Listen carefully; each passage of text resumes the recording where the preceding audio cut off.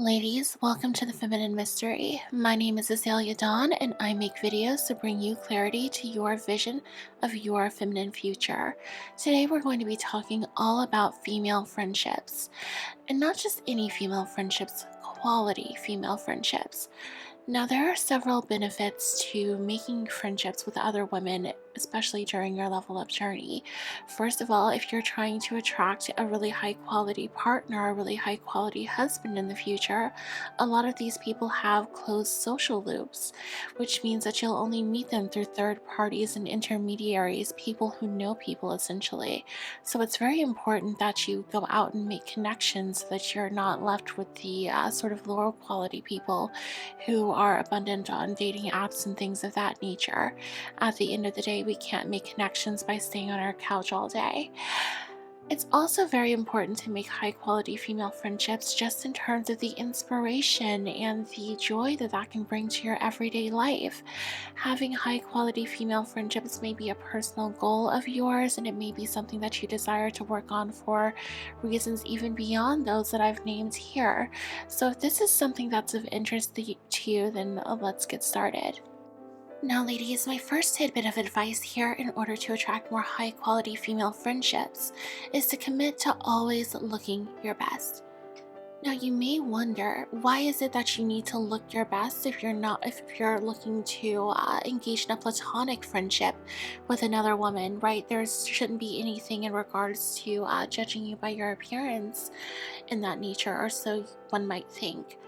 In reality, we are all judging people by their appearances all the time. I want you to think, for example, about somebody that you've met recently. You probably had an idea about them within the first several seconds of meeting them.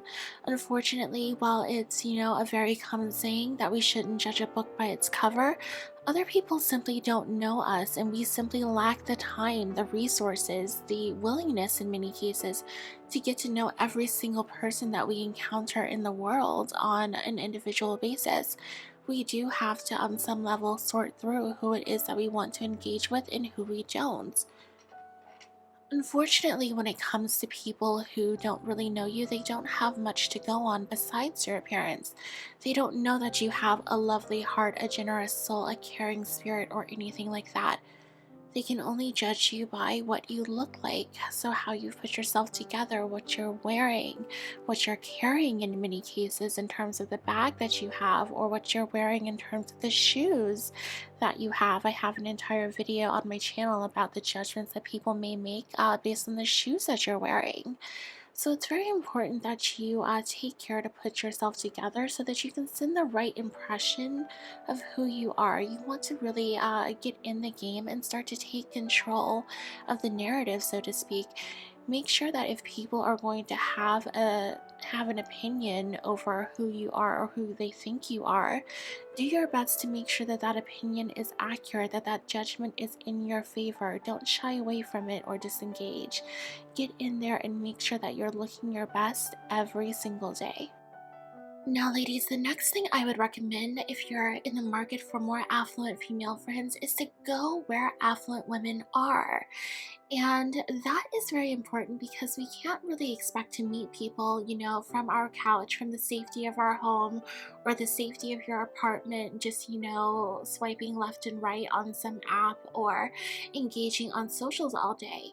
At the end of the day, there are many, many people on social media, but people are more apt to connect with people in real life. I think that's something that we all learned about in our global situation over the past several years, that real life connection really does matter. So getting out there and really participating in activities that will facilitate you improving yourself while getting to know other women is a great idea. I would really recommend a group exercise class in your area, especially if you can afford something that is more high ticket, more affluent. So a lot of women will, maybe if they're in like a bit of a nicer area, it's summer right now when I'm filming this, so there might be a lot of outdoor exercise classes, lots of bar, Pilates, yoga, that sort of thing held outdoors. And that might be something where you can get involved and pay the higher ticket price to be in a group or in a setting with more women who can afford those higher ticket prices, right? If you have maybe like an elite gym in your area that offers classes or things that you can do that are a little bit more social than individual exercise, I would also recommend that. Now, if you're somewhere that is a little bit more normal just across the United States, well, or maybe even the world internationally, but if you're just somewhere that isn't as affluent, maybe you could try, fitness classes like Orange Theory, or find tennis memberships near you, because that's also an activity that tends to attract a lot of affluent women who are looking to stay in shape and looking to invest in their health and fitness, right? And it also gives you the opportunity to wear a lot of cute outfits as well, so that's definitely a pro. I would say any sort of high ticket sport, so whether it's tennis or maybe it's golfing, something like that, where you can learn a skill, get to know other people, play a game that is social and also has a bit of a spectator element to it, right? And things that will give you skills that help you spend more time at maybe elite country clubs in your area as well. And that's a great way to both invest in your own health and fitness by getting out there and using your body to move, while also networking with more affluent women. You will get to know a lot of people who may be a little bit older, or maybe a lot of Asian women really like golf in particular, in my experience. And in general, that sort of thing. If maybe like something athletic is not your cup of tea, I would also recommend just taking classes in your area.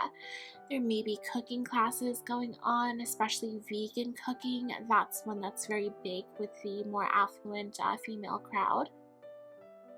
So if you can get into any sort of course that's about, baking or learning healthy recipes, anything like that in your area, that would be great. And my last recommendation here would also be to check out or consider learning art, right? So this is something that I actually personally did. I used to be a huge art girl. I was huge into figure drawing and things of that nature. And I would take figure drawing classes, and little by little, you definitely do get to know people in a more intimate setting, or doing art critiques and things of that nature. So it definitely is a way to connect with people in your area if art might be something that you're into.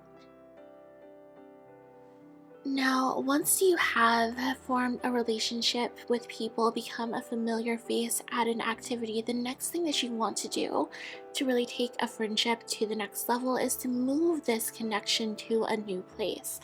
So the best way to do this, especially because you are, two feminine women, is for you to reach out and issue an invitation, have lunch or have tea, or, do something to connect in a new place. If that's as casual as maybe having a coffee sometime, but try to keep your plans, anything that you issue within the next 2 days. If somebody is, having to schedule you weeks out, that might be a sign, just a little bit of like an implicit sign that they're not really interested, or that they are just a little too busy to accommodate a new friend into their life. That's also, a possibility.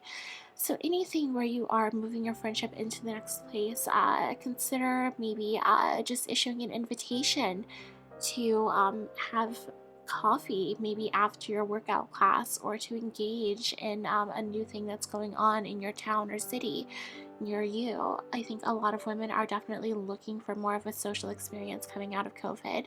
So it would be great for you to just take the initiative, issue the invitation, and see who is willing to respond to you being bold in that way. Now, ladies, the next thing you want to make sure that you're doing is to make sure that people hear from you.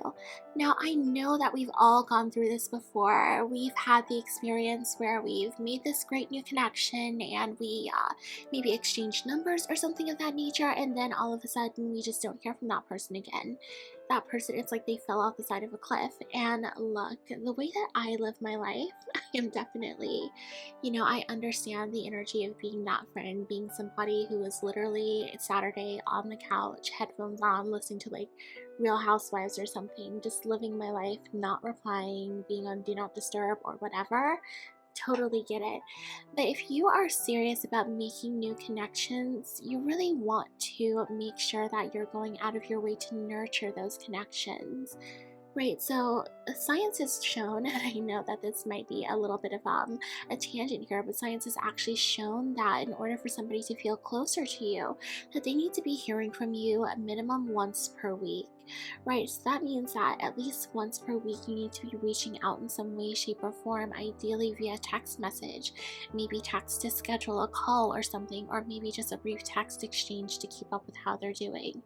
Now, one person I think is really truly a master at this is actually a former YouTuber, now TikToker, named Charles Gross.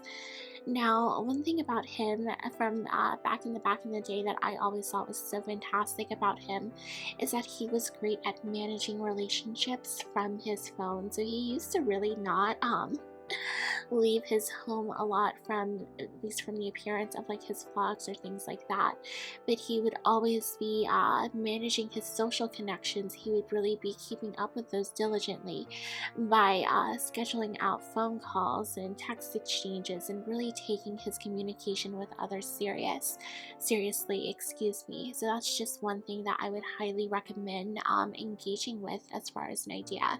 Make sure that if you have an iPhone, because a lot of people don't like those green text message bubbles, so get an iPhone if you can, or if you don't already have one.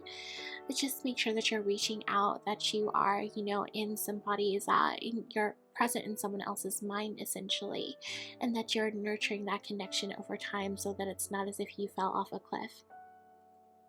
Also, let me just say, like, very quickly here, if you are still with me, thank you so much.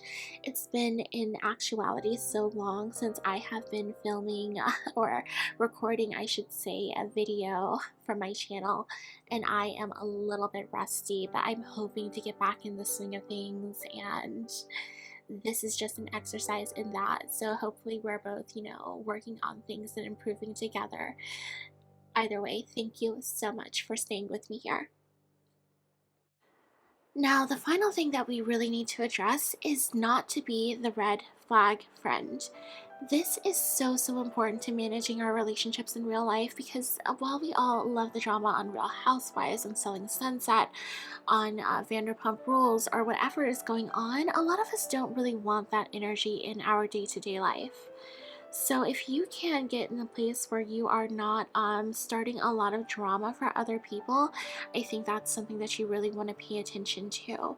You don't want to be the villain. You don't want to be the person who is starting things. You don't want to be the person who, people have to run back and say, oh, did she say this? Did she post that? Did she blah, blah, blah, blah, blah. You don't want to be the drama in somebody else's life. So that's just one thing to note if you are maybe somebody who's had a lot of falling outs with female friends in the past. For example, I had one friend who, she had a little bit of a pattern in the way that her female friendships would end, and at the time I thought that it was fine, but it was only a matter of time until that pattern started again, and we saw that in our friendship, and that's kind of how that relationship really took a turn for a less than positive place. So if you have any patterns where you may have falling outs with people over the same kind of issue again and again, a reoccurring issue, you want to think about that before you even, start forming these new friendships. We have to take accountability for our own behavior and not, have any sort of like victim narrative where so-and-so did this or so-and-so did that to us and that's why we reacted a certain way. At the end of the day, if something is happening in multiple times in our lives, we have a part in it, and we have to decide how we're going to change and adjust our own behavior so that that doesn't happen again, so that that's not how our relationships go forward in the future. So I would just encourage you that if you are struggling through that kind of thing, to seek out any kind of healing, any kind of internal work, any kind of shadow work that you have to do. And that's something that I would highly recommend. Now, ladies, that's going to be it for me for this video. If you've enjoyed it, then please check out the rest of the videos on my channel. I apologize once again for this being the vocal fry hour, but thank you so much for staying with me. We're going to continue improving as I get back into the swing of things with recording. And until then, I will see you in my next video. Bye.